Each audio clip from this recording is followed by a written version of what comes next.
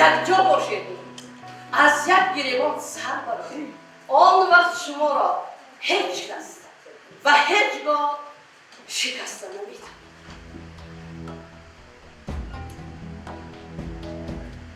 با هم باشید.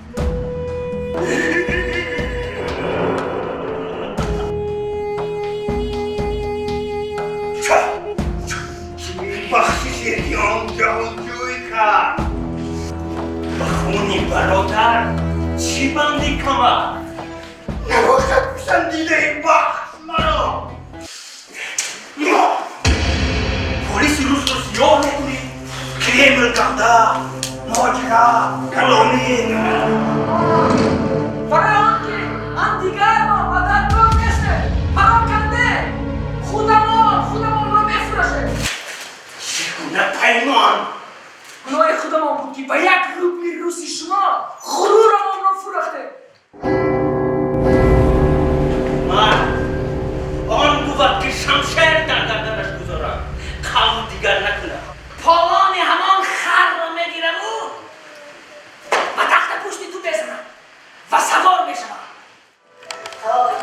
وسط شمشیر آیندم هموطنانت را نفرش بچه تو باشی هم میزنی و میدانی فقط یک لحظه پس ملک اون اسکندر بود نه مرا سپی تمام بگفت یعنی به دپورت شدن رو گمیخه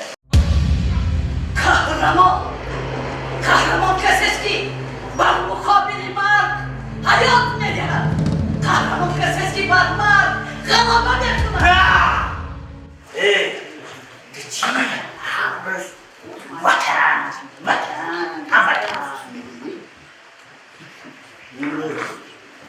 وطن وطن غرور نیست یه فقط پول ها